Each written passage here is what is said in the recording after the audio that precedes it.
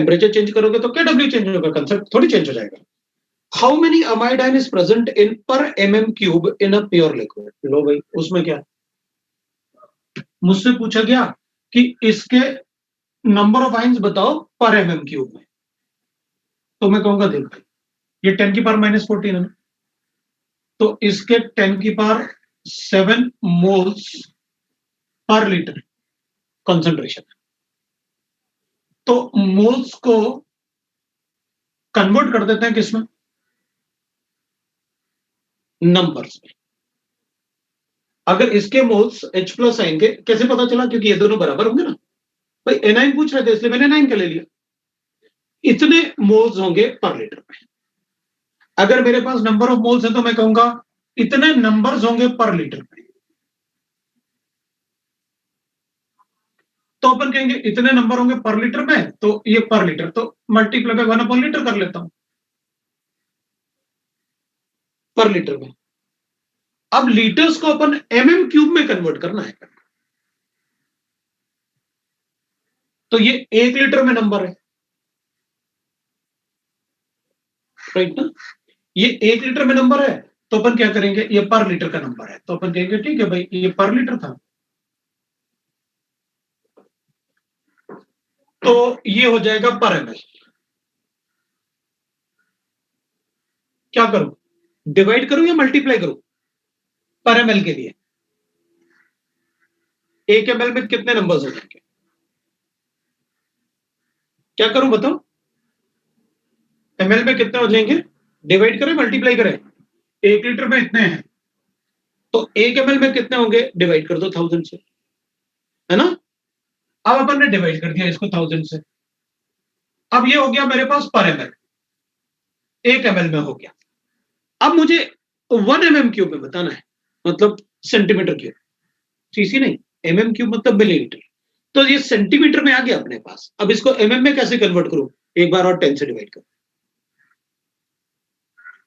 तो mm³ हो जाए, ये सेंटीमीटर क्यूब आ गया ना अपने पास, क्यूबिक सेंटीमीटर हो गया। तो इसको क्या करें अपन, किससे डिवाइड करें एक बार और, क्योंकि 1 centimetre is equal to 10 mm, है ना।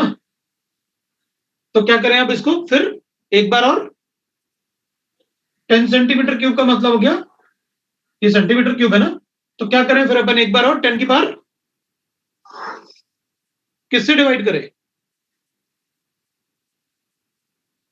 फिर 1000 से डिवाइड कर दो, क्योंकि ये सेंटीमीटर क्यूब है, 1 सेंटीमीटर इज इक्वल टू 10, तो mm³ करना है तो कर दो भाई 10 की पावर 3, ये हो गया। क्या करना है अपन को, 10 की power -7 into Avogadro number into 1/10 की पावर 3 इंटू 1/10 की पावर 3, ये लो मेरा आंसर आ गया, ये सेंटीमीटर, ये लो भाई अपना आंसर आ गया। तो क्या करना था, तो भाई आ गया अपना आंसर, जैसे आपने OH कैलकुलेट किया वैसे इसको कैलकुलेट कर देता हूं। ये कितना हो गया, तो अपन ने कहा ये 10 जितना ये है उतना ये है, इसलिए ये 10 की पावर -7, ये 10 की पावर -7, इसलिए 14 लिखा, मतलब ये 10 की पावर -15, ये 10 की पावर -15, इसकी जगह 10 की पावर -15 आएगा, बाकी सब वही रहेगा, कंसेप्ट हो गया, खत्म हो गया। अब अपन पार्ट 1 का, इसी ने अपन से D2 पूछा है और D3 पूछा है। पार्ट 1 में D2 D3 के अलावा कुछ और है तो बताओ, D2 और D3 के अलावा कुछ और है तो बताओ। F4, अच्छा पहले D2 D3 कर लेता हूं, पहले एक बार D2 को देख लेता हूं। Calculate the pH of following solutions, ठीक है ना, ये आ जाएगा ना, अपन को कोई प्रॉब्लम नहीं होगा, कर लेंगे। 2.21 gram of TlOH dissolve in water to give a 2 litre solution, ठीक है भाई। अपन क्या करेंगे, मोलारिटी कैलकुलेट कर लेंगे, वेट इन ग्राम्स गिवन है, molecular weight of sodium hydrate calculate कर लेंगे, तो TlOH का मॉलिक्यूलर वेट ले लेंगे और मल्टीप्लाई करेंगे 1000 से और वॉल्यूम को ले लेंगे ml में। लो भाई, ये मोलारिटी आ गया, ये क्या था अपने पास, इसका मॉलिक्यूलर वेट था, TlOH था, मतलब इस मोलारिटी से मैं POH कैलकुलेट करूंगा, तो pH आ जाएगा।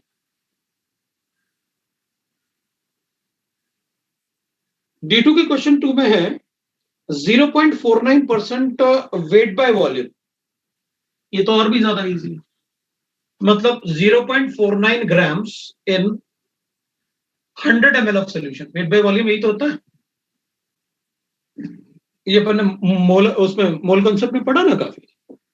तो मोलारिटी कैलकुलेट कर लो, 0.49 divided by 98 multiply by 1000 divide by volume in ml, ये मोलारिटी आ गया। अब जितना मोलारिटी आएगा उसका डबल H प्लस साइन होगा, क्यों? H2SO4 है ना, इसका माइनस लॉग ले लो, ये चाहिए।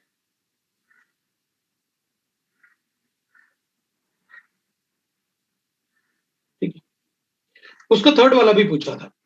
तो थर्ड वाले का मतलब है कि भाई अगर मेरे पास 1/1000 मोलारिटी है किसका, SrOH होल ट्वाइस, तो इससे OH कितना आएगा, तो जितना मोलारिटी इसका है उसका डबल आएगा। ये 10⁻³ है, तो इससे जो OH माइनस n आएगा ना, वो क्योंकि 2H देगा नहीं ये, और स्ट्रॉन्ग बेस है 10⁻³ हो। क्या करें, अब ये करें कि इसको मैं डाइल्यूट करूंगा कितना, क्वाड्रुपल वॉल्यूम, मतलब 4 बार।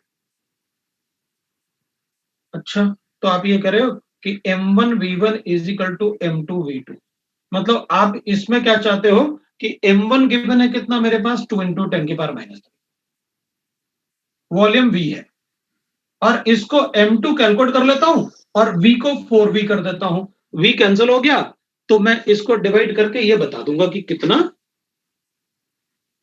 M2 आ गया अपने पास। M2 आया तो वही कॉन्सेंट्रेशन, बता दो भाई, उससे कॉन्सेंट्रेशन आया, कॉन्सेंट्रेशन का माइनस लॉग लो तो POH आ जाएगा, और PH आया OH आया तो PH आ गया अपना। ये तो अपन ने बहुत किया। अब T3 वाला नहीं था, वो F4 था, E2 और F4। तो पहले E2 को देखते हैं अपन, है E2 वाले में गिवन है अपन को, prove the degree of dissociation of weak monoprotic acid is 10। ठीक है भाई, अपन को क्या है, एक दो बार सॉल्व करेंगे तो अपना क्वेश्चन आ ही जाएगा। लेकिन अपन क्या करेंगे ना, पहले क्वेश्चन अटेम्प्ट करने के पहले अपन देख लेंगे भाई करना क्या है। तो एक बात है, अपन को पता है कि भाई वीक एसिड जो होता है वो ऐसे रहा, CH3CO नेगेटिव रहेगा और H प्लस आएगा। ये C होता है, ये C × 1 - अल्फा होता है, ये C अल्फा होता है, और ये C अल्फा होता है। इसमें मुझे Ka भी दिख रहा है और PH भी दिख रहा है। ठीक है भाई, इसका मतलब ये हुआ कि आपने लिखा होगा Ka इज इक्वल टू, इसमें मैं लिखता हूं that is concentration of astatine C alpha, और इसको H प्लस साइन को मैं ऐसे लिख लेता हूं और डिवाइड कर लेता हूं C × 1 - अल्फा। H को क्यों नहीं लिखा आपने C अल्फा, तो वो क्वेश्चन में दिख रहा है ना कि वहां PH करना है मुझे उसको। तो अपन क्या करेंगे, अब माइनस लॉग ले लेते हैं दोनों तरफ, C तो कैंसिल कर लेते, दोनों तरफ माइनस लॉग लेके रीअरेंज कर देता हूं अल्फा के, कर दो, माइनस लॉग होगा तो PK हो जाएगा, is equal to minus log of alpha upon 1 - alpha, और इधर प्रोडक्ट अज्यूम करके कर लेता हूं plus minus log of H plus. लो भाई PH आ गया। अब मुझे रीअरेंज करना है इसको अल्फा के लिए, और ये लॉग का एंटी लॉग लोगे ना, तो लॉग 10 का, अपन को पता है एंटी लॉग कैसे लिया जाता है, 10 की पावर में आ जाएंगे ये तो, इसको इस तरफ लेके आऊंगा तो अपना आंसर आ गया। इधर ये आएगा प्लस PH, इस तरफ आएगा तो ये PK है, माइनस लॉग ऑफ अपन लिखेंगे that is alpha upon 1 - alpha plus log of PH। PH इसको इधर लेके आते हैं, बाकी 10 की पावर में ले जाते हैं, तो आ गया। अब वो आगे करके देखना, नहीं आएगा फिर पूछना। वो मैंने ऐसे इसलिए किया क्योंकि मुझे PH दिख रहा था उसमें एक्सप्रेशन में, इसलिए अपन ने ऐसे किया। F4 में अपन को गिवन है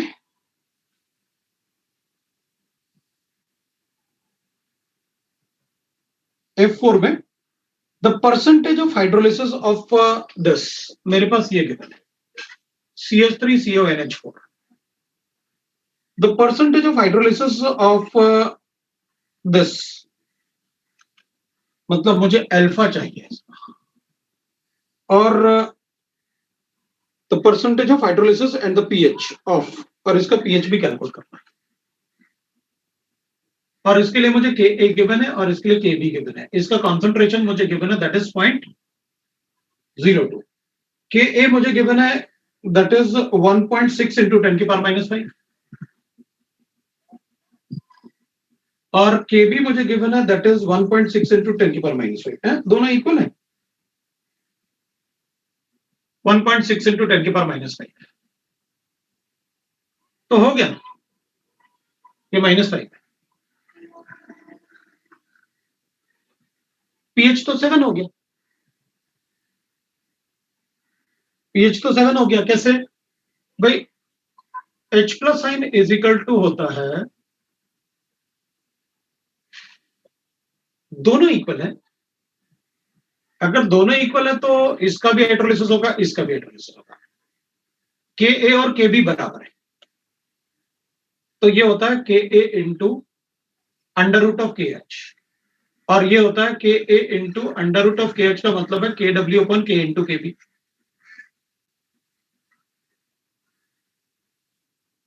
तो यहां पर मेरे पास आ जाएगा, दैट इज के ए, ये अंडर रूट ऑफ के डब्ल्यू अपन के बी इंटू के ए हो जाएगा, ये आ गया अपने पास, ये तो कैंसिल हो गया।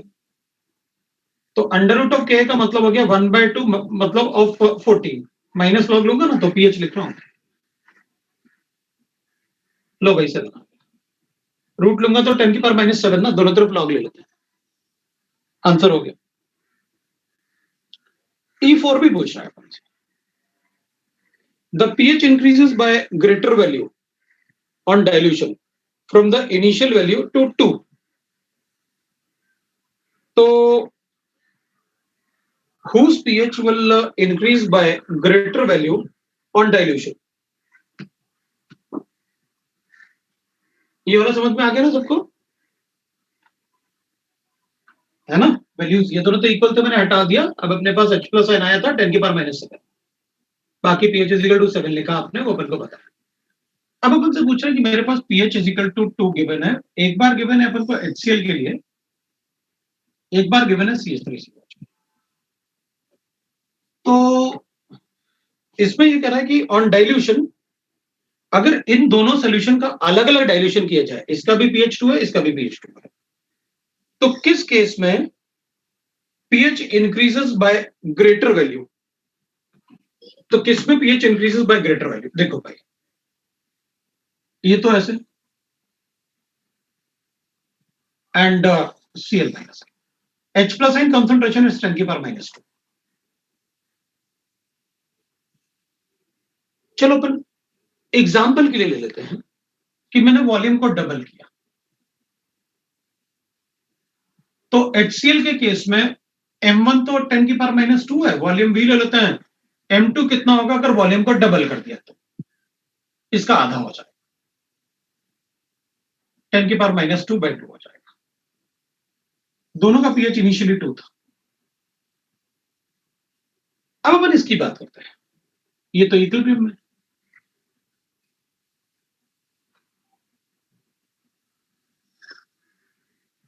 इसका डाइल्यूशन करता हूं, तो ये इक्विलिब्रियम में होगा तो Ka होगा, Ka होगा तो मैं ऐसे लिखूंगा CH3COH into H plus sign, divided by मैं लिखूंगा CH3CO, ये CH3CO नेगेटिव होगा, है CH3COH होगा अपने पास,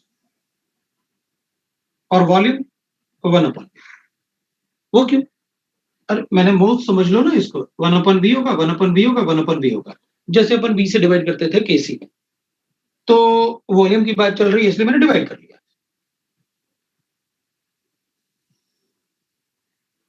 तो अपन ने कहा भाई 1/V बच गया। अब अपन कहेंगे अपन ने वॉल्यूम को डबल कर दिया, तो वॉल्यूम को डबल करने से concentration of H plus sign just half थोड़ी हो जाएगा, जिसे इसमें हो गया,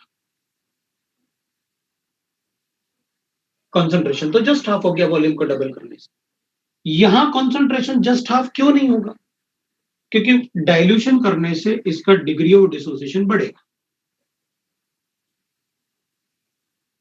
मतलब कॉन्सेंट्रेशन, ये नंबर ऑफ H प्लस आइन भी बढ़ेंगे। तो मोल्स पर लीटर, वॉल्यूम को डबल करने से इसका कॉन्सेंट्रेशन मतलब H प्लस आइन का नंबर तो बढ़ेगा, लेकिन कॉन्सेंट्रेशन हाफ नहीं हो जाएगा। मतलब अगर मान लो पहले फॉर एग्जांपल यहां कॉन्सेंट्रेशन अपना 2 है, मान लिया अपन, या 10 की पावर माइनस 2 है जो गिवन है वही लेते हैं। तो जब आप डाइल्यूशन करोगे तो ये आधा नहीं होगा, वॉल्यूम तो डबल किया तो आधा होना चाहिए। तो आधा इसलिए नहीं होगा क्योंकि रिएक्शन फॉरवर्ड भी तो आएगा, तो इनके नंबर भी तो बढ़ेंगे, तो ये तो बढ़ेगा भी तो डिग्री ऑफ डिसोसिएशन बढ़ने से, मतलब ये जस्ट आधा नहीं हुआ। तो ज्यादा पीएच में चेंज किसमें आया, जिसमें ज्यादा कंसंट्रेशन का चेंज आया। इसमें 10 की पावर माइनस 2 है, तो जस्ट हाफ थोड़ी हो गया, तो हाफ से थोड़ा कम होगा। मतलब अगर पहले 1 और 2 के बीच में चेंज हो रहा होता तो इधर तो हाफ का मतलब 1.5 आ जाता एग्जैक्टली, लेकिन इस केस में ये 1.5 और 1 के बीच में रहेगा क्योंकि नंबर बढ़ेगा भी तो डिसोसिएशन होने से, इसलिए वो जस्ट हाफ नहीं होगा। तो अपन क्या कहेंगे, अच्छा आप ये बता रहे हो कि वीक स्ट्रॉन्ग इलेक्ट्रोलाइट में अगर वॉल्यूम को डबल करूंगा तो कंसंट्रेशन आधा बता दूंगा, क्योंकि वो तो कंप्लीटली डिसोसिएट था। अब ये H प्लस आयन है, अब वॉल्यूम को डबल करो आधा हो गया। हाँ बिल्कुल, लेकिन इस केस में अपन कहेंगे जब इसका डाइल्यूशन करेंगे तो डिसोसिएशन बढ़ेगा, मतलब इनके नंबर तो बढ़ेंगे।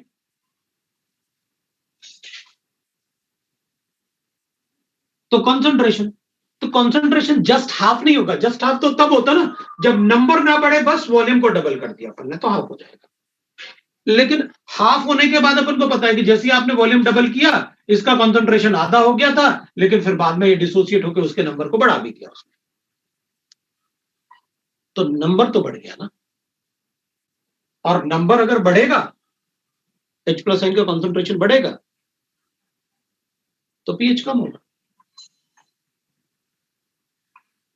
और अगर number concentration of H plus ion कम होगा तो पीएच बढ़ेगा।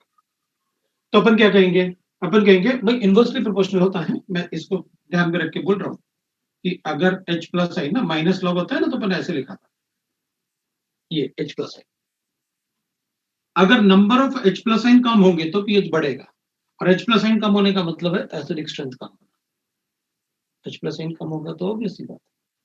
तो जब अपन डाइल्यूशन करेंगे तो concentration of H plus ion क्या होगा, कम होगा, तो पीएच बढ़ेगा। तो इसमें तो हाफ हो गया ना, अगर ये हाफ होगा तो अपन कहेंगे फिर पीएच बढ़ जाएगा।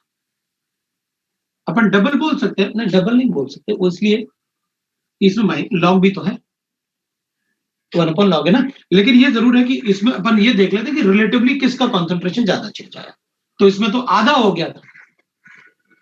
अब जब ये इक्विलिब्रियम में था, इतना पीएच इक्वल टू 2 था, तो इसका कंसंट्रेशन मेरे पास 10 की पावर माइनस 2 लिखा था, 10 की पावर माइनस 2।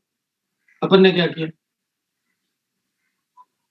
10 की पावर माइनस 2 लिखा था, अपन ने वॉल्यूम को डबल कर दिया, तो ये आधा हो गया,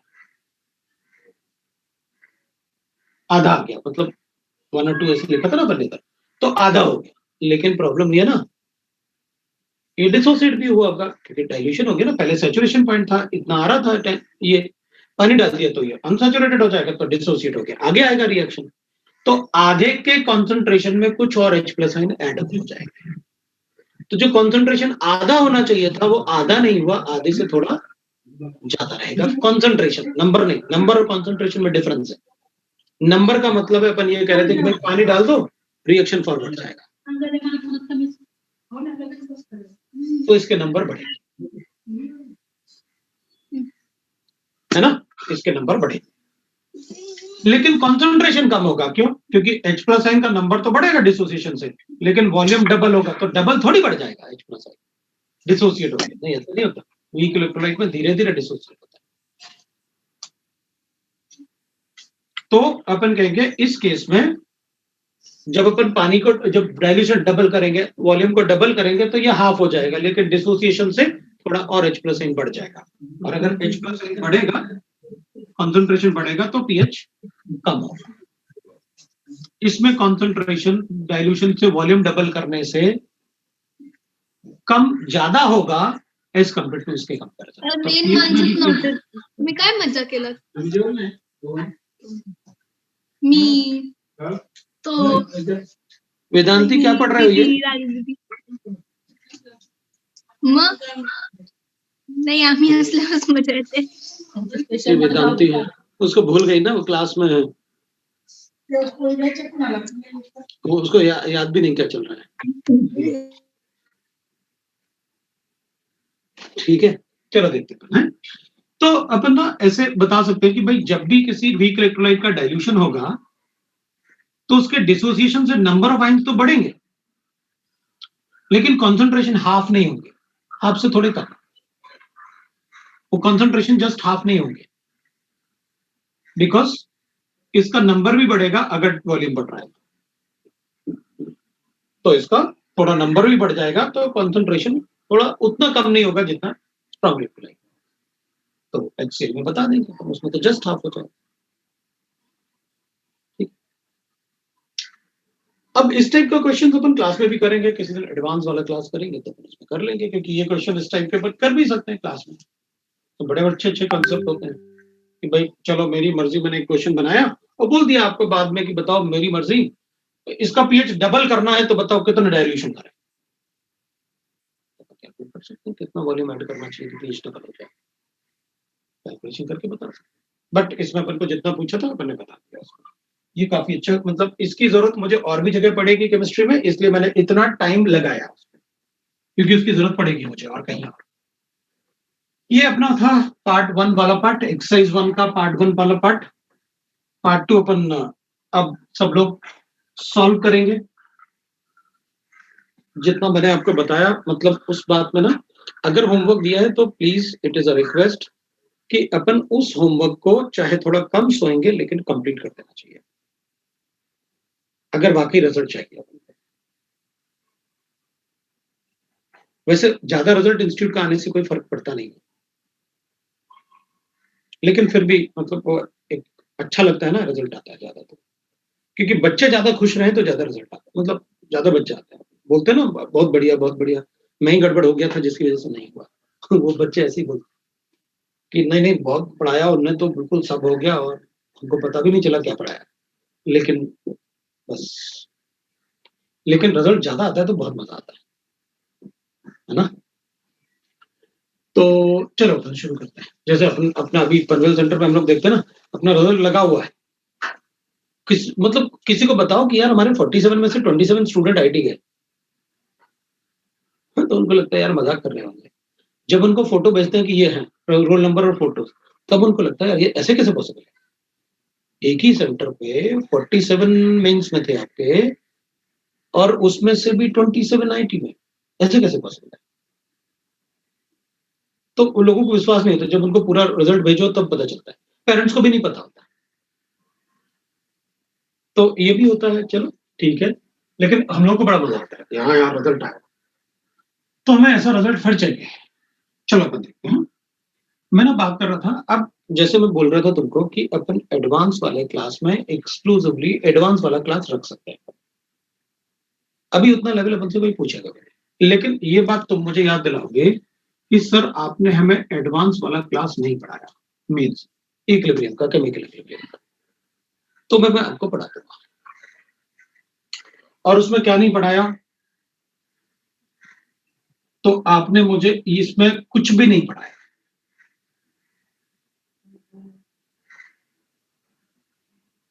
और इसमें आपने मुझे कुछ भी नहीं पढ़ाया। ये दोनों ही पार्ट याद करा कि आपने कहा था इसमें हमने जीरो से आपको कुछ नहीं पढ़ाया। मतलब पूरा आयनिक इक्विलिब्रियम जितना अपन ने पढ़ा है ना, वो एक टाइट्रेशन है जो अपन ने पढ़ा। और टाइट्रेशन पता क्या,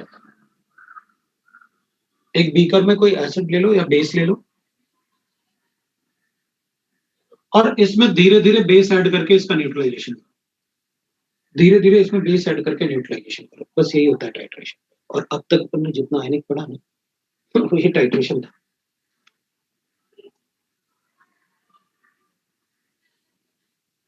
चलो एक टाइट्रेशन पढ़ के देखते हैं, एक टाइट्रेशन पढ़ के देखते हैं, लेकिन आप मुझे बता देना कि सर फिर भी आपने टाइट्रेशन पूरा नहीं बताया। एक टाइट्रेशन पढ़ के तो देखते हैं अपन। एक टाइट्रेशन में अपन ने जितना अभी तक पीएच पढ़ा सारे कंसेप्ट जो भी पढ़ा अपन ने अपने पास सारे कंसेप्ट पढ़े। थोड़ा सा फॉर्मूला वगैरह अपन को डिफरेंट सिचुएशन होंगे, लेकिन सारा कुछ पढ़ लेंगे अपन। चलो देखते हैं। अच्छा, एक टाइट्रेशन तो करके देखते हैं। मैं खुद ही सॉल्व कर दूंगा, लेकिन मुझे एक टाइट्रेशन बताता हूं ताकि तुमको आइडिया तो लगे कि अच्छा टाइट्रेशन होता क्या है। वरना मुझे लगेगा कि अरे यार बच्चों को टाइट्रेशन नहीं पता ना, उनको कोई बताने वाला भी नहीं है और अपन नहीं बताएंगे तो गड़बड़ हो जाएगी। अच्छा देख, मैं एक क्वेश्चन लिखता हूँ, अपन उसी क्वेश्चन में पूरा टाइट्रेशन पढ़ेंगे। मैं आपको समझाऊंगा पूरा, आप अच्छे से ध्यान से देखना कि टाइट्रेशन में करते क्या। मैं पूरा समझाऊंगा आपको, टाइट्रेशन भी बताऊंगा कि स्कूल में क्या पूछेंगे। एक क्वेश्चन है मेरे पास, ठीक है ना, और उस क्वेश्चन में अपन पूरा जितना अपन ने पढ़ा वो सारा पढ़ेंगे। मेरे पास एक क्वेश्चन है, 50 ml of 0.1 CH3COH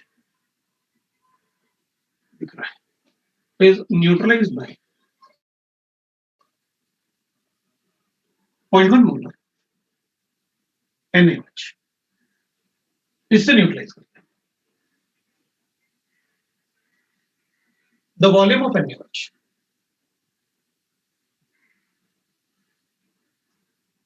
अपन को गिवन है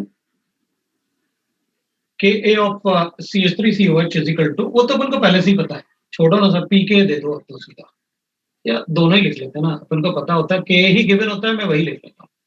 अपन को पता है Pk is equal to 4.74, इसका माइनस लॉग लेके बता दें फॉर एस्टिक एसिड। नहीं भी देते तब भी हम अपने आप ही यूज कर लेते हैं। और किसी क्वेश्चन में अगर पूछेंगे डाटा देके कि what is the Ka of acetic acid, ये लिख के बता दूंगा, इसके अलावा और क्या है। Calculate the pH when volume of NaOH added is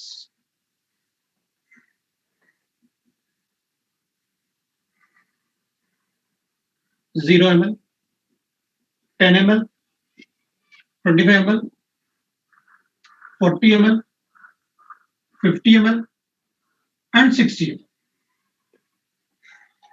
ये लिखा अपन ने, 50 के बाद 60 भी लिखा मैंने, 60 ml ये बताया। तो अच्छा देखो मैं क्या करने वाला, मैंने क्या किया, मैंने एक बीकर लिया, जैसे स्कूल में अपन ने बीकर, एक कांच का ग्लास जैसे होता है, जैसे कांच का ग्लास होता है, और मैंने वहां पर एक राइट ना फ्लास्क में मैंने CH3COH बना के रखा हुआ। CH3COH का सोल्यूशन है, वो मैंने बना लिया था ऐसे वेट करके, मॉलिक्यूलर मास लेके CH3COH का 1000 लेके और एक पर्टिकुलर वॉल्यूम 500 ml ले लेता हूँ। ये मैंने CH3COH 500 ml का बना के रखा हुआ था, तो मैंने वेट ले लिया ताकि मुझे 0.1 मोलर मिल जाए। इसको 1 लीटर ही बना लेते हैं, तो अपन कहेंगे अच्छा आपने 6 ग्राम ले लिया होगा, तो 0.1 मोलारिटी आ गया। आज की रिकॉर्डिंग तो हो ही नहीं रही, और हर्ष मुझे शुरू में बोल रहा था कि सर रिकॉर्डिंग तो दो, मैंने पता नहीं, मुझे वो होमवर्क के लिए मैंने उसको बताया नहीं। ये टाइट्रेशन तो रिकॉर्डिंग के लिए अपन को बहुत जरूरी है। अच्छा कर रहे थे, चलो ठीक है ठीक है। नहीं फिर मैं परमिशन देता हूँ ना बेटा, ऐसे थोड़ी अपन वैसे ही कर लेते हैं ना जैसे अपन करते हैं, है ना। अच्छा बाहर से भी कर रहा था, ठीक है मैं परमिशन दे देता हूँ। मैं कोई मतलब वो थोड़ी यार, मुझे कभी कभी ऐसा लगता है कि यार मतलब तुम लोग ना अपनी लाइफ खराब ना कर लो यार बस, क्योंकि फिर अब बच्चे, हम लोग भी वैसे जब थे ना तुम्हारी एज के, तो हमें भी लगता था यार कितना पढ़ेंगे यार, पेरेंट्स को कोई काम तो है नहीं, इतना तो खुद ने नहीं पढ़ा होगा जितना हमको बोलते हैं पढ़ने के लिए, है ना। लेकिन वो हमारे अच्छे के लिए बोलते हैं, ठीक है। चलो देखते हैं। अच्छा तो अपन बात कर रहे थे कि भाई अगर 1 लीटर ही बनाना है तो 6 ग्राम ले लेते हैं, तो 0.1 मोलर आ गया, ठीक है। तो अपने पास 1 लीटर में 0.1 मोलर भी रखा हुआ है। अब मुझे ना एक ऐसे इंस्ट्रूमेंट होता है जिसमें पिपेट बोलते हैं जिसको, है ना, उसमें ऐसे एक बड़ा सा चैम्बर टाइप भी होता है ताकि वो ज्यादा, तो इसका इसमें ना 50 ml, ये पूरा 50 ml का पिपेट था और इसमें ऐसे लगा हुआ होता है, निशान लगा होता है 50 ml का। तो अपन क्या करेंगे, उस पिपेट को ऐसे डालेंगे और उसको सक करेंगे तो वो ऐसे अंदर आ जाएगा, वो यहाँ तक भर लेंगे, अपन उसको देख लेंगे भर गया, उसको कहते हैं पिपेट। उसको लेके और उसको इस फ्लास्क में डाल दूंगा मैं पूरा, ये इधर ऐसे बंद कर लूंगा तो वो उसमें रहेगा कैपिलरी एक्शन की वजह से। फिर उसको ओपन करूंगा तो इसमें पूरा 50 ml ये भर जाएगा। 50 ml आ गया अपने पास CH3COH, 50 ml 0.1 मोल। अब एक दूसरे फ्लास्क में, ये तो फ्लास्क हो गया मेरा, बन गया क्या, एसिटिक एसिड वाला पार्ट, ये वाला पार्ट मैंने बना लिया। अब एक दूसरे फ्लास्क में ऐसे ही 0.1 मोलर NaOH बनाऊंगा। अब मैं NaOH की बारी है भाई, ये भी 0.1 मोलर बनाना है मुझे, ऐसे ही बना लूंगा मैं 0.1 मोलर वो मास लेके। अब उसका मॉलिक्यूलर मास 40 है, 0.1 मोलर बनाना है तो 1 लीटर बना लेते हैं 4 ग्राम में डाल के, तो उसका मान अपन को मोलारिटी पता चलेगा। अब अपन क्या करेंगे, अब एक बड़ा सा ट्यूब आता है ऐसे, वो ऑलमोस्ट मतलब अपन कहेंगे सेंटीमीटर्स में ना, वो 100 सेंटीमीटर वाला एक ऐसा ट्यूब आता है, और उसको अपन कहते हैं ब्यूरेट, उसको अपन कहते हैं ब्यूरेट। ये जो ब्यूरेट होता है इसमें यहाँ पर एक मतलब नॉब भी लगा होता है जिसको अपन बंद भी कर सकते हैं और ओपन भी कर सकते हैं। इसमें अपन भरेंगे NaOH, उसमें भी यहाँ तक रीडिंग लिखा होता है 50 ml या मतलब 100 ml, वो डिपेंडिंग ऑन द ब्यूरेट कितने बड़े साइज का है, उसमें ऐसे रखा होता है। उसमें अपन को ऐड करना होगा NaOH। अपन ने क्या किया, उसको NaOH को बनाया और उसमें पूरा भर दिया, ये पॉइंट। अब अपन इसमें ऐड करना शुरू करेंगे, इसको न्यूट्रलाइज करना शुरू करेंगे। अब अपन को एक बात पता है, देखो आप जो भी लिखो, लेकिन मुझे ये पता है कि आप CH3COH है और इसमें NaOH डालोगे तो रिएक्शन मुझे हमेशा के लिए पता है कि आप रिएक्शन अगर होगा तो ये होगा भाई, एक बात ध्यान रखना, ठीक है। जब इसको ऐड करोगे तभी रिएक्शन होगा ना, तो हाँ होगा, कोई प्रॉब्लम नहीं। तो अपन को एक बात पता है, अगर ये 15:0.1 है और इसका मोलारिटी अपन को गिवन है, तो कितना वॉल्यूम यूज होगा इसको पूरा न्यूट्रलाइज करने के लिए, तो अपन कहेंगे 50 ml, जितने मोल्स इसके उतनी मोल्स इसके भी चाहिए, तो इसका भी 50 ml डाल दो 50 ml। तो अपन कहेंगे नहीं नहीं, हमें कैसे पता चलेगा, ये तो ट्रांसपेरेंट सोल्यूशन है, ये तो वॉल्यूम आपने दे रखा है, मेरी मर्जी, मैं इसको ऐसे भी कर सकता था। हाँ तो कहेंगे ठीक है ना, दोनों के मिलीमोल्स बराबर है तो 25 ml हो गया। हाँ तो ठीक है, ये तो मिलीमोल्स है, ये तो मुझे पता है ऐसे कैलकुलेशन, आप नया क्या बताने वाले, तो कहेंगे नया बताएंगे ना, देखो अब मैं इसको हटा रहा हूँ, अपन ने ये बनाना तो सीख लिया कि कैसे बनाते हैं अपन, और अब देखो मैं तुम्हें कैसे बनाता हूँ। तो अपन क्या करेंगे, अपन लिखेंगे पहले, सबसे पहले अब अपन ना इसमें न्यूट्रलाइजेशन की बात नहीं करेंगे, अपन बात करेंगे पीएच। आपने लिखा पीएच कैलकुलेट करो व्हेन 0 ml NaOH, तो अपन कहेंगे अच्छा आप चाहते हो कि NaOH नहीं डाला है उससे पहले इसका पीएच बताओ, तो अपन कहेंगे ठीक है, वीक एसिड है, H plus ion is equal to under root of K into C कर देता हूं। K आपने मुझे दे रखा है 1.8 10 की पावर -3, 10 की पावर -1 उसका कॉन्सेंट्रेशन है 0.1, पीएच कैलकुलेट कर दिया मैंने, that is equal to 2.87। Weak acid का सबसे पहला क्वेश्चन जो आपने करवाया था वो यही था, ये नंबर्स तो मुझे सपने में भी याद होते हैं, इसका रूट आपने 1.3 बताया था, ये सब ये 2.87 अपना आंसर, ठीक है। इसका मतलब हुआ कि इसके न्यूट्रलाइजेशन को शुरू करने के पहले ही इसका पीएच 2.87 था, वीक एसिड का। हाँ तो अब बेस डालते हैं, अच्छा बेस डालूंगा तो pH plus pOH is equal to क्या होता है 14 ना, तो अपन कहेंगे अगर आप बेस डालोगे तो OH बढ़ेगा, OH बढ़ेगा तो पीएच बढ़ेगा, क्यों, क्योंकि पीओएच कम होगा ना OH डालने से, सोल्यूशन ऐसा नहीं, सोल्यूशन बेसिक होगा ना, जैसे जैसे बेस डालते जाओगे सोल्यूशन बेसिक होता है, ठीक है, वो तो कॉमन सेंस वाली बात है, उसमें कोई कोई प्रॉब्लम नहीं है मुझे, आप ऐड करो मैं पीएच को बढ़ाऊं।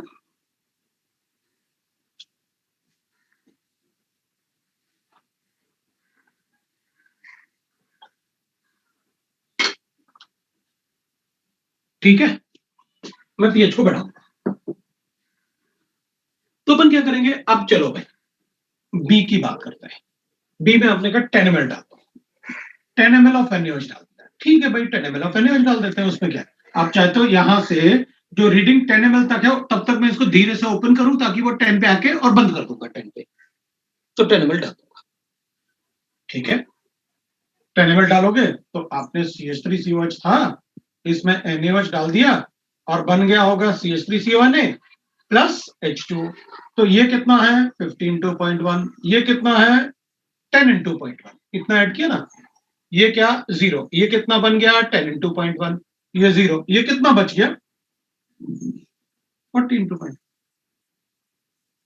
भाई ये लिमिटिंग रिएजेंट, ये तो पूरा बीकर में था, जब मैंने 10 इंटू पॉइंट 1 डाला तो उतना न्यूट्रलाइज कर दूंगा 1 मोल के साथ, इसका 1 मिलीमोल, इसके 5 मिलीमोल्स मल्टीप्लाई करके 1 मिलीमोल ये न्यूट्रलाइज हो गया तो बचे 4 मिलीमोल्स, और ये कितना बन गया 1 मिलीमोल्स। अपन क्या करेंगे, ये तो बफर सॉल्यूशन है। वीक एसिड, उसका स्ट्रॉन्ग कॉन्जुगेटेड बेस होता है स्ट्रॉन्ग बेस। अगर वीक एसिड के साथ स्ट्रॉन्ग कॉन्जुगेटेड बेस है as a strong electrolyte, it is a buffer solution. ठीक है, तो पीएच कैलकुलेट कर दो, तो pH is equal to pK 4.7 plus log of salt upon acid, salt कितना है 1/4। ठीक है भाई, 4 तो मुझे 0.6 पता है, सो 4.74 माइनस 0.6 इज इक्वल टू आ गया 4.1। लो भाई पीएच, अपन ने बेस ऐड किया तो पीएच बढ़ा। अच्छा ठीक है, सी निकाल के, सी वाले पार्ट में आपने कहा 25 ml of NaOH, so 25 ml of NaOH। ठीक है, मतलब आप कह रहे हो कि इसकी रीडिंग 25 हो, जैसे ये 10 था तो अब आप चाहते हो कि 25 रीडिंग हो जाए इसकी, मतलब आप 15 ml और ऐड करोगे। बिल्कुल ठीक है, तो मैं क्या करता हूं, नया रिएक्शन सोच लेता हूं कि अच्छा, रादर देन राइटिंग कि इसमें 15 ml और ऐड किया, मैं सोचूंगा ये था, इसमें 25 ml डाल देता हूं, तो लिखूंगा ये 15:0.1 था, और अगर ये इसमें 15 ml और ऐड करोगे, मतलब टोटल 25 ml ऐड करना है, तो ये 0, ये 25 इंटू 0.1 हो गया, ये 0, ये 25 इंटू 0.1 हो गया। सॉल्ट और एसिड का कॉन्सेंट्रेशन बराबर,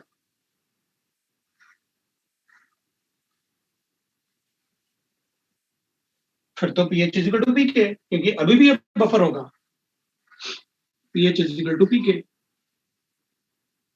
log of salt upon acid ना, ये भी 25 इंटू 0.1, ये भी 25 into 0.1, that is equal to 4.74, तो बढ़ गया।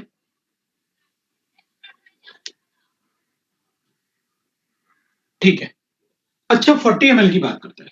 ठीक है, 40 ml मतलब इसमें आप 15 ml और ऐड करोगे, ये जो आपने ऐड किया, तो 40 ml। ठीक है, तो कर लेता हूं, 40 ml ऑफ NaOH अगर होगा तो ठीक है, उसका भी रिएक्शन लिख देता हूं भाई, CH3COH है प्लस NaOH है, और इसको मैं CH3CONa लिखता हूं प्लस H2 लिखता हूं, तो फिर अपन कहेंगे कोई बात नहीं, इसमें ये कितना है अपने पास 50 इंटू 0.1 था, लेकिन अब आप इसे 40 इंटू 0.1 ऐड कर रहे हो, ये 0, ये 40 इंटू 0.1 बन गया, ये 0, और ये 10 इंटू 0.1 बच गया। मतलब अब अगर सॉल्ट बाय एसिड करूंगा तो 4/1 होगा इसमें,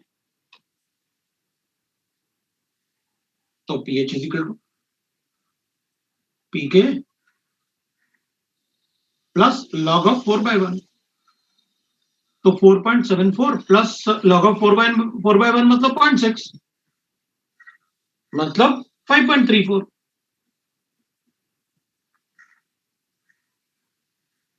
44 ना, कितना था 74 ना, सो 344।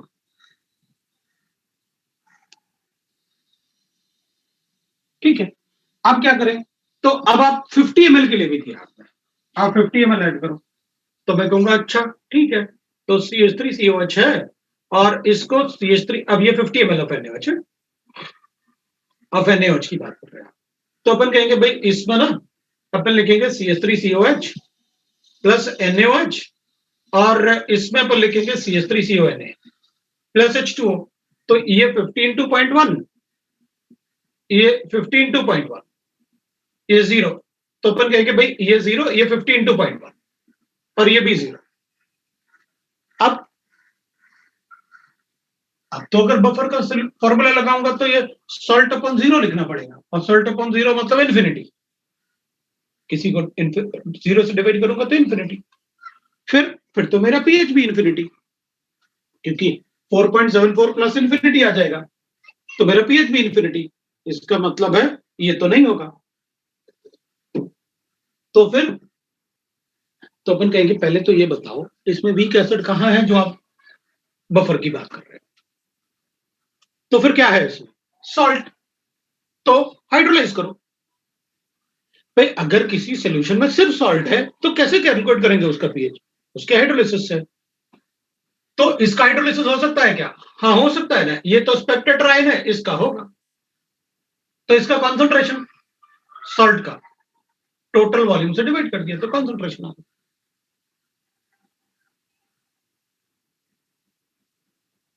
अच्छा, तो फिर ये कैसे सॉल्ट है? एसिडिक या बेसिक है? ऑब्वियस सी बात है, वीक एसिड है, स्ट्रॉन्ग बेस है, बेसिक सॉल्ट है। अगर बेसिक सॉल्ट है तो पीएच से कैलकुलेट करते हैं OH माइनस साइन, क्योंकि बेसिक है, under root of KH into सी।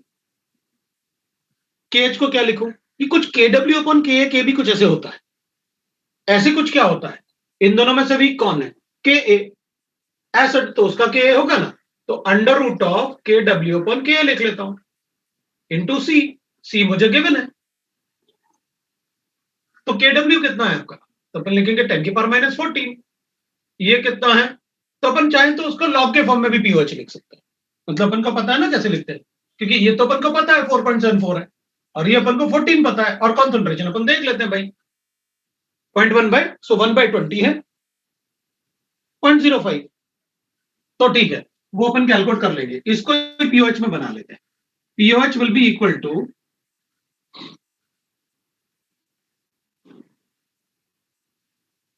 अब अपन कहेंगे इसमें pOH will be equal to कितना आएगा? -1/2। तुम लोग बना लो अपने आप, बना लो जैसे मैंने बताया था कि माइनस साइन पहले बाहर लेना, बस लॉग वाला पार्ट लिखना, 1/2 और रूट के लिए हो गया, क्योंकि मैं तो जल्दी से लिख दूंगा उसको।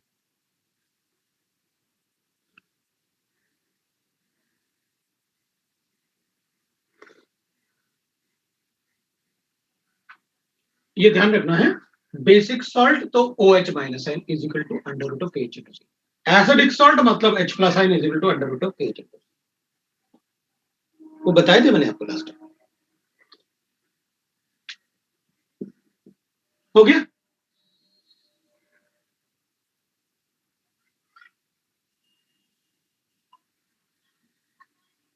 देखो जरा,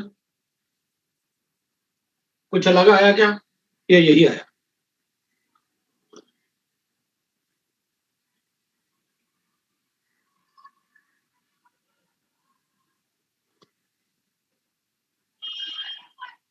सबको बनाना आया?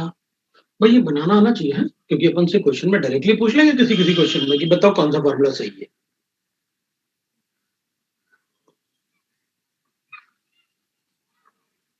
आया सबको?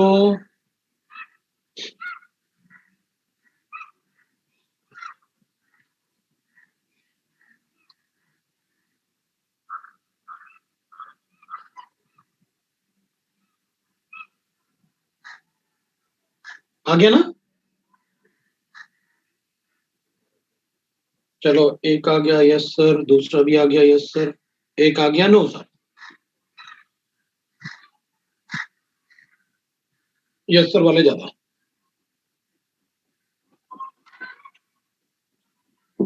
एक अपने पास नो सर वाला भी है। अपन एक मिनट में बता दूं इसको कैसे किया हमने। तो एक माइनस लॉग लेंगे तो ये तो पीओएच आ जाएगा इधर वाला। इसके लिए मैंने कहा था कि वन माइनस लॉग इस तरफ भी लेना है, तो रूट के लिए 1/2 हटा देना।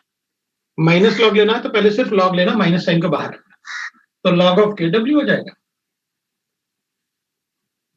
इधर माइनस लॉग ऑफ K हो जाएगा, और ये प्लस साइन है, प्लस लेंगे मल्टीप्लिकेशन की, तो लॉग ऑफ C हो जाएगा। अब अंदर माइनस को मल्टीप्लाई करो, तो माइनस लॉग ऑफ KW, ये 1/2 तो रहेगा, minus log of KW P KW। अब माइनस, इस माइनस को ऐसे रखते हैं और इस वाले माइनस को इसके साथ रखते हैं, ठीक है। इधर ऐसा कुछ नहीं है, इसलिए मल्टीप्लाई करना ही होगा, तो माइनस लॉग ऑफ, मैंने यही तो लिखा, मुझे पता था ऐसे करना होता है, माइनस माइनस होता है,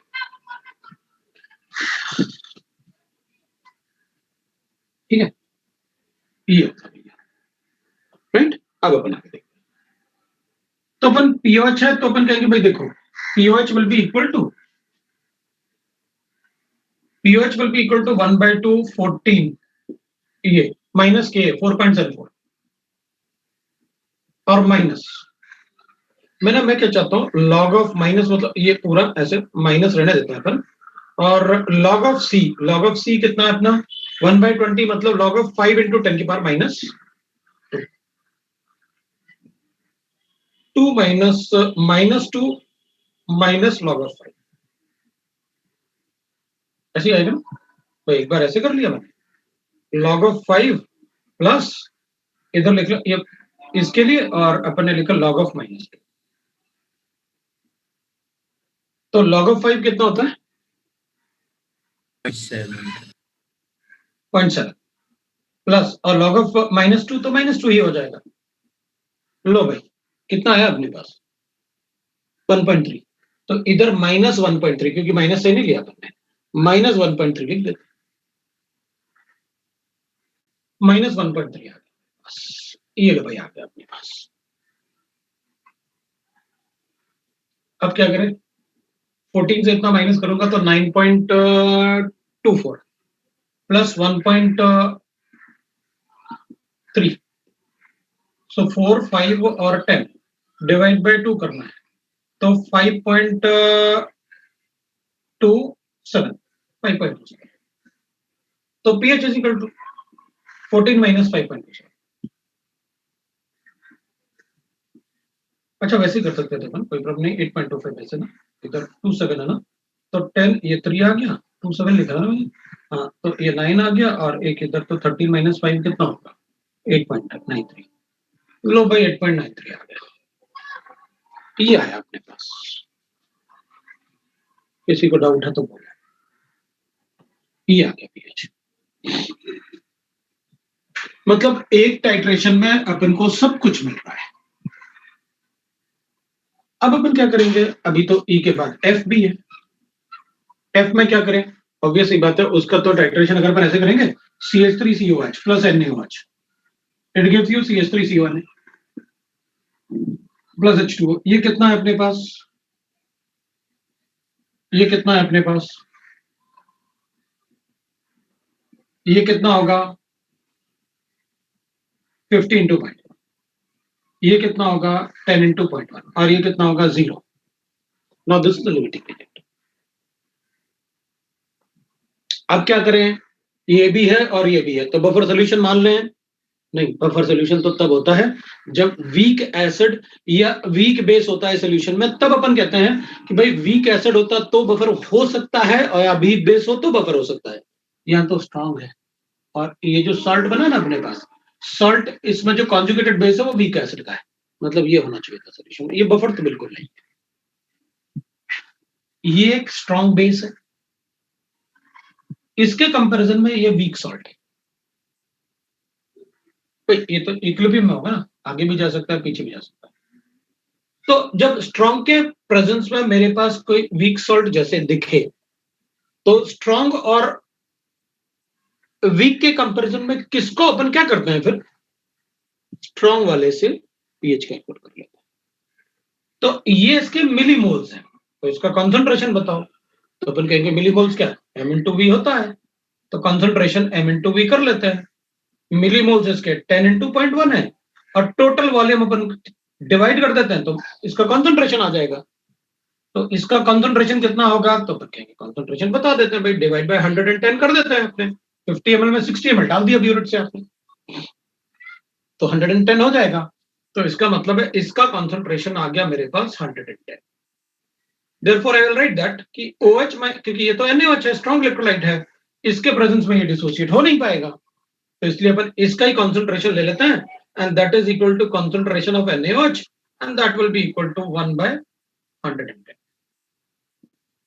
अब 1/110 का मतलब हो गया 0.0 एक और 0 लगा तो 9 लिख लेते हैं और बाकी छोड़ देते हैं मतलब 9 into 10 की पावर -3 आ गया तो 9 into 10 की पावर -3 कर देते हैं भाई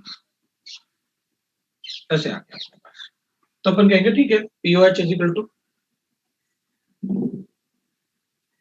3 माइनस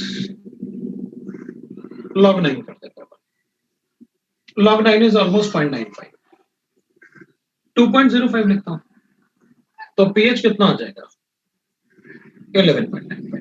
ये लो भाई मैंने पूरा टाइट्रेशन कर दिया, जहां अपने पास वीक इलेक्ट्रोलाइट भी था, बफर सॉल्यूशन भी चलता रहा। जब वो कंप्लीटली न्यूट्रलाइज हो गया, मतलब इनिशियली मेरे पास सिर्फ वीक एसिड था, मैंने उसका पीएच कैलकुलेट किया, इसको धीरे धीरे ऐड करता रहा तो डिफरेंट स्टेजेस पे मैंने उसका पीएच भी कैलकुलेट किया, और जब वो कंप्लीटली न्यूट्रलाइज हो गया तो उस स्टेज पे भी मैंने उसका पीएच कैलकुलेट किया, उसको हाइड्रोलाइज करके, और वो कंप्लीट होने के बाद भी अगर मैं ऐड करूंगा तो तब भी मैंने उसका पीएच कैलकुलेट किया।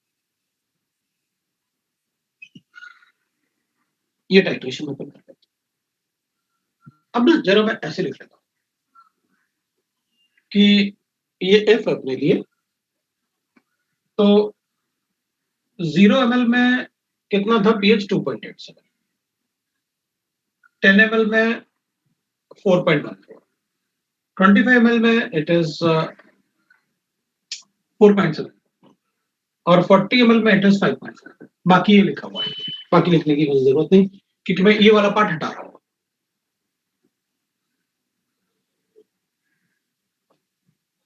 इस वाले पार्ट को मैंने क्वेश्चन को सॉल्व कर लिया, इसके सारे पीएच मैंने कैलकुलेट करके बता दिए, मुझे बाकी कैलकुलेट करने की जरूरत नहीं है। तो अपन एक काम करते हैं, अब इसमें चेक करते हैं।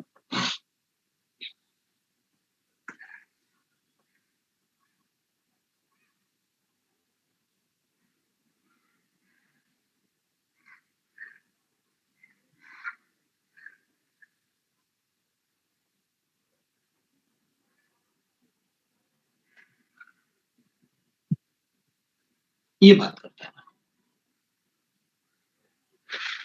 ठीक है, राइट, अपन ये बात करते हैं,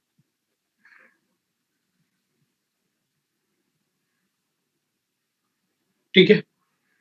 एक्सट्रीम राइट में बोर्ड पे अगर विजिबल नहीं है ना, तो मैंने सिर्फ वो 0 ml, 10 ml, 25 ml पे कितना पीएच था बस वही लिखा हुआ है।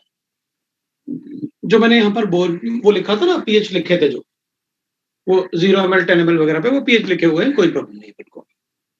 अब देख मैं क्या करूंगा, पीएच को लिख लेते हैं, 1 2 3 4 5 6 7 8 9 10 11 12 13 14 तक। पीएच नेगेटिव नहीं हो सकता है, लेकिन अपन वो पढ़ते नहीं है क्योंकि मतलब उनका कंसंट्रेशन एग्जिट बनाना मुश्किल है। वॉल्यूम की बात करते हैं, एक बार 0 ml होगा, एक बार मैं 10 ml कर लेता हूँ, एक बार 20 ml, 30, 40, 50 और 60। ये वॉल्यूम ऑफ इंजेक्शन। अपन क्या करेंगे, जब 0 ml था ना, तो पीएच इज ये 1 2 3 4 5 6 7 9 10 11 12 13 14, तो 2.87 था। यहां से शुरू कर, और जब 10 ml ऐड किया था तो 4.14 था।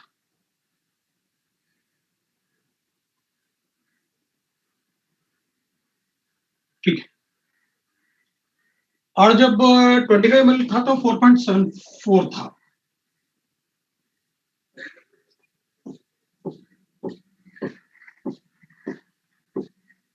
ठीक है, जब 40 ml था तो 5.44 था।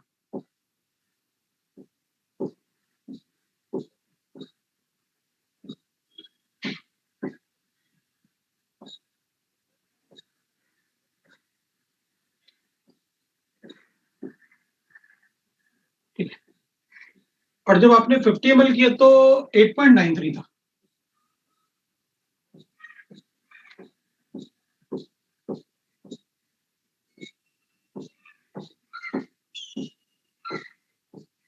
ठीक है,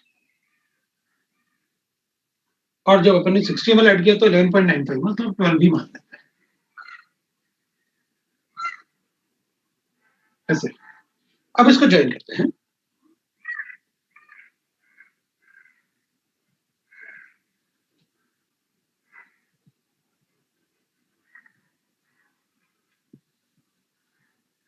ऐसे है।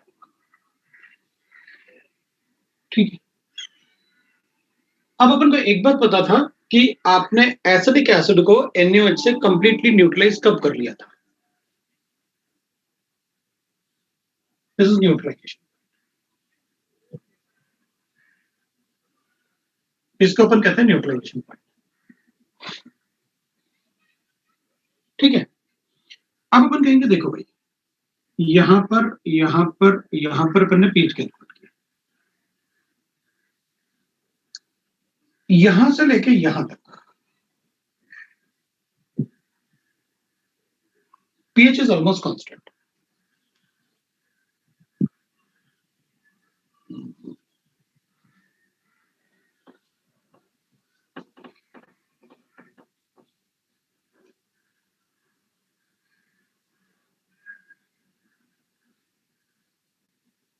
उसको कहते हैं बफर कैपेसिटी। मतलब किसी भी सॉल्यूशन का बफर जैसे एक्ट करने का कैपेसिटी ज्यादा कब होता है? The maximum capacity of buffer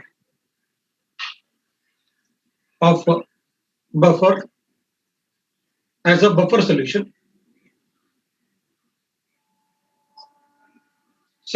is when pH is equal to pKa or POH is equal to pK। मतलब कोई भी सॉल्ट, कोई भी बफर सॉल्यूशन का मैक्सिमम कैपेसिटी कब होता है? जब pH is equal to pKa हो। मतलब इसका मतलब यह हो गया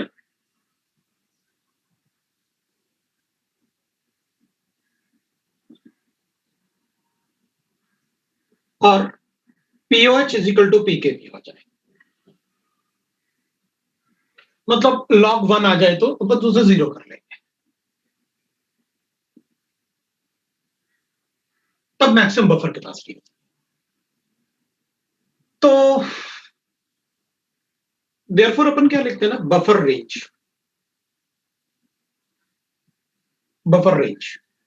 बफर रेंज अगर कोई एसिडिक बफर है तो पीके प्लस माइनस 1 हो सकता है, या बेसिक बफर है तो उसमें पीके भी प्लस माइनस 1 हो सकता है। इसका मतलब है जो बफर सॉल्यूशन अपन ने बनाया था, जिस टाइम अपन ने उसमें 25 ml ऐड किया था ना,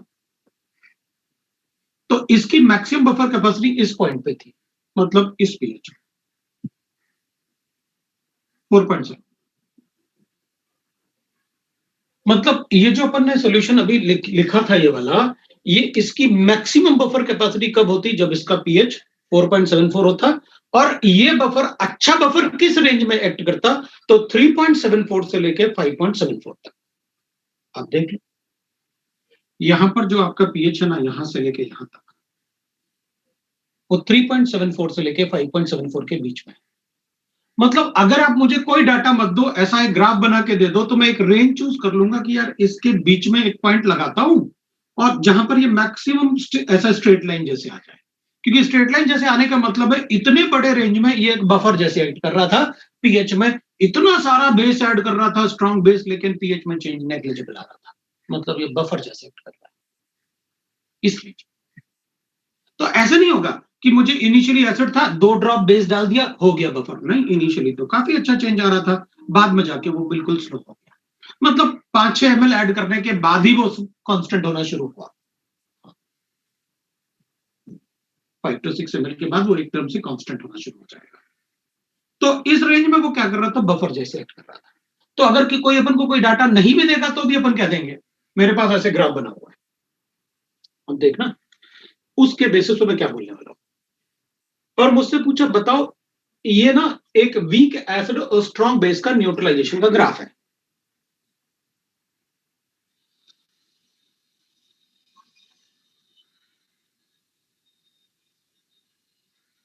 मुझसे पूछा क्या, बताओ इस एसिड का पीके कितना होगा?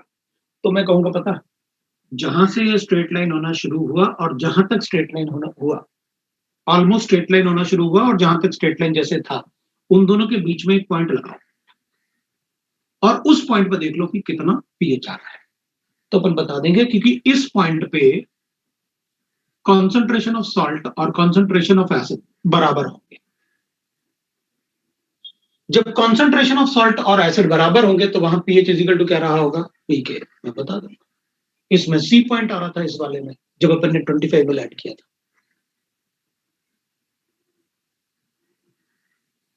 मतलब ग्राफ में कोई डाटा नहीं है, फिर भी मैं पीके का अंदाजा बता सकता हूं कि कितना होगा,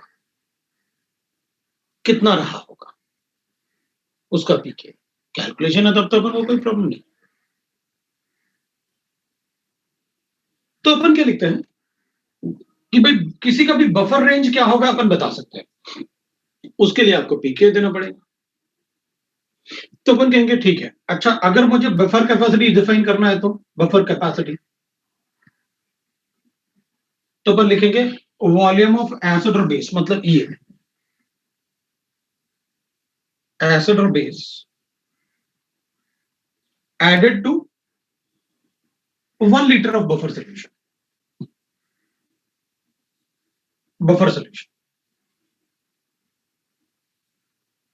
divided by the change in pH।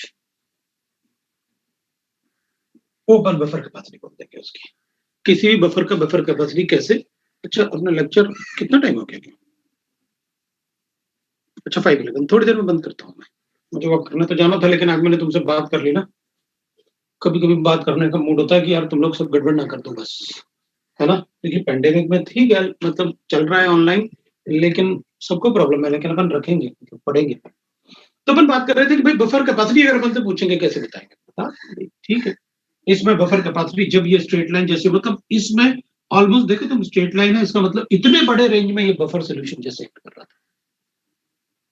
Neutralisation point, अगर कोई ग्राफ ऐसे गिवन है तो तुम बता देंगे इसमें न्यूट्रलाइजेशन पॉइंट।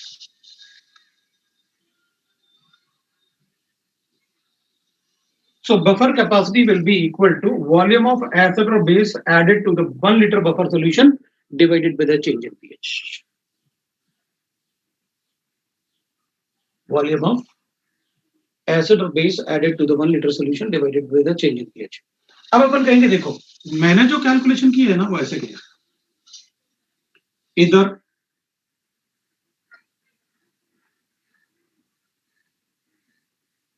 फिर 10 ml पे कैलकुलेशन किया, तो इधर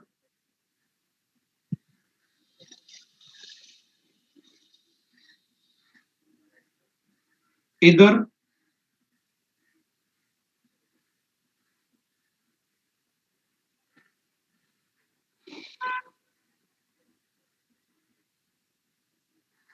फिर अपन ने इधर भी कैलकुलेशन किया, इधर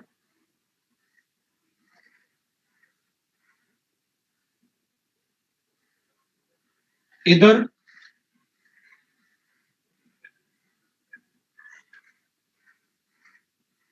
और इधर,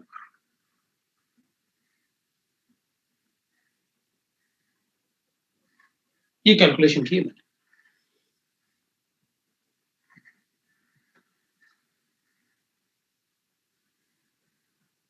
ये अपना बफर सॉल्यूशन का कैलकुलेशन। तो अपन को ग्राफ से भी रिलेटेड क्वेश्चन पूछ सकता है।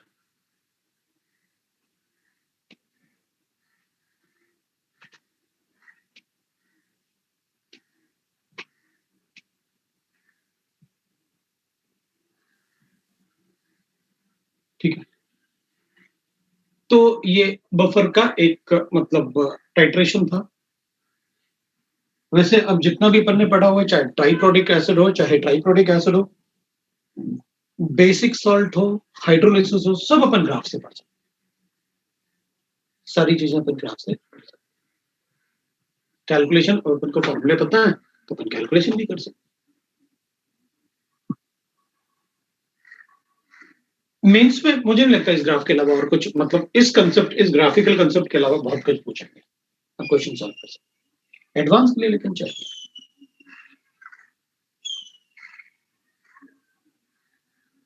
अब क्वेश्चन को सॉल्व करो। आयनिक इक्विलिब्रियम 1 और 2 पूरा करना है आपको।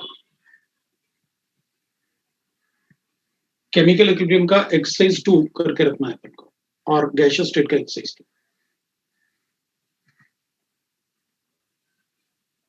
आयनिक भी करके रखो। नेक्स्ट क्लास में मैं सॉल्युबिलिटी प्रोडक्ट पढ़ा दूंगा आपको, डाउट क्लास के बाद एक सॉल्युबिलिटी प्रोडक्ट पढ़ लेंगे अपन, उसके बाद थोड़ा सा बोर्ड पे फोकस कर लेंगे। बोर्ड का थोड़ा ठीक ठाक हो जाए, फिर अपन थर्मो शुरू करके और ओसी अपना पैरेलल चलेगा। उसी का क्लास में देख लेता हूँ। कल शाम को हो सकता है तो मैं कल शाम को लगा दूंगा। आने के बाद हम बोर्ड करेंगे, बिल्कुल बोर्ड कर लेना चाहिए उनको। बोर्ड एटलीस्ट, मतलब हम सारा ना करें, बुक के थ्रू तो मैं बता ही दूं आपको कि क्या क्या करना है और कैसे कैसे पढ़ना है। फिर कुछ question answers, important question answers अपन को मिल जाए कि भाई इस टाइप के क्वेश्चन आएंगे, तो कुछ 10 ईयर्स के क्वेश्चन वगैरह तुम लोगों के पास होंगे, तो उस टाइप के क्वेश्चन अपन सॉल्व करके एक बार देख लें कि भाई इस टाइप का क्वेश्चन आता है तो आंसर कैसे देना है, कितना लिखना पड़ेगा बोर्ड में, कम से कम। मतलब ऐसे ना हो बिल्कुल कि पास ही हो जाए अपन। 60% 70% तो मार्क्स आने चाहिए ना, नहीं तो पेरेंट्स तो गला पकड़ लेंगे अपना कि कहाँ 10th में 90 95 आते थे, इधर क्या 60 70 आ गया। कुछ नहीं पढ़ ले, तुम लोगों को कुछ नहीं आता। तुम लोग तो क्या है बोल दोगे, हम लोगों को थोड़ी कुछ नहीं आता, जो पढ़ाता है उससे पूछो उनको क्या आता है। तुम लोग थोड़ी कुछ बोलने वाले, हमें कुछ फर्क नहीं पड़ता। तो अपन बोर्ड भी थोड़ा पढ़ लेंगे, क्योंकि पेरेंट्स को बोर्ड्स के मार्क्स बहुत इंपॉर्टेंट होते हैं, है ना। पेरेंट्स को बोर्ड के मार्क्स, क्योंकि उनको इससे मतलब नहीं है कि तुम क्या पढ़ रहे हो, उनको इससे मतलब है कि स्कूल में क्या मार्क्स आते हैं। इसलिए बोर्ड अपन को थोड़ा जरूरी। और जो पोर्शन रिमूव कर दिया ना, अगर मुझे वो टॉपिक भेज दो ना, अगर जो टॉपिक आपके रिमूव हो गए, मैं अच्छा प्लान कर पाऊंगा। फिर जो अपने स्कूल में ना आप लोगों को बोर्ड में जो पार्ट हटा दिया ना, या तो उसका मुझे फोटोकॉपी भेज दो, या स्नैप उसमें कुछ स्क्रीनशॉट भेज दो। ये जो हटा दिया वो लिख के भेज दो कि सर ये हटा दिया है, तो फिर मेरा काम और आसान हो जाए। फिर अपन और अच्छे से फोकस कर पाएंगे। जो मेरा प्लान है कि अपन जीओसी 2 के बाद मतलब अपन वो भी खत्म कर देंगे, केमिकल काइनेटिक्स चैप्टर पढ़ डालेंगे। इससे तो इजी होगा ना केमिकल काइनेटिक्स, रेट ही तो पढ़ना है, सब कुछ तो पढ़ डाल रहे हैं। तो जो पोर्शन हटा दिया उस वो मुझे भेज देना, ठीक है। चलो फिर आज ये रुक जाते हैं। नेक्स्ट क्लास में मैं आपको सॉल्बिलिटी प्रोडक्ट कर दूंगा। मैंने आपको ये बताया कैसे अपन को टाइट्रेशन पूरा इक्विलिब्रियम टाइट्रेशन होता है। और जो सॉल्बिलिटी प्रोडक्ट है वो प्रैक्टिकल्स होते हैं ना स्कूल में, कैटाइन एनाइन के, वो सॉल्बिलिटी प्रोडक्ट पूरा प्रैक्टिकल्स है, वो बताऊंगा।